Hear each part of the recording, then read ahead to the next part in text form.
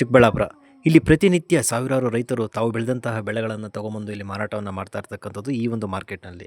ಇಲ್ಲಿ ಕೆಲವೊಂದು ಸನ್ನಿವೇಶಗಳನ್ನು ನಾವು ಕಾಣಬಹುದು. ಇಲ್ಲಿ ಕೆಲವರಿಗೆ ಸಂಕಟ, ಕೆಲವರಿಗೆ ಹಸಿವು, ಕೆಲವರಿಗೆ ಇದೇ ಒಂದು ಉದ್ಯೋಗ, ಇನ್ನು ಕೆಲವರಿಗೆ ಇದೇ ಒಂದು ವ್ಯಾಪಾರ. ಸೊ ನಾನಾ ರೀತಿಯ ಒಂದು ಇದನ್ನು ನಾವು ಸನ್ನಿವೇಶವನ್ನು ಇಲ್ಲಿ ನಾವು ಕಾಣ್ಬೋದು.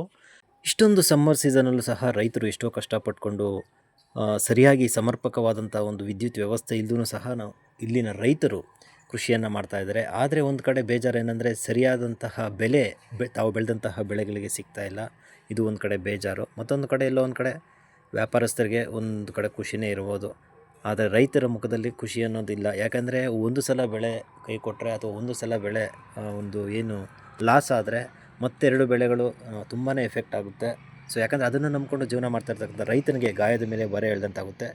ಸೊ ಇದೇ ಥರದ ಮತ್ತೊಂದಷ್ಟು ಮಾಹಿತಿಗೆ ನಮ್ಮ ಪೇಜನ್ನು ಫಾಲೋ ಮಾಡ್ಕೊಳ್ಳಿ. ಸುಮಾರು ಜನ ವೀಡಿಯೋ ನೋಡ್ತೀರಾ, ಫಾಲೋ ಮಾಡ್ಕೊಳ್ತಾ ಇಲ್ಲ. ಸೊ ದಯವಿಟ್ಟು ಫಾಲೋ ಬಟನ್ನ ಕ್ಲಿಕ್ ಮಾಡಿ. ಸಿಗೋಣ ಮತ್ತೊಂದು ವೀಡಿಯೋದಲ್ಲಿ. ಎಲ್ರಿಗೂ ನಮಸ್ಕಾರ.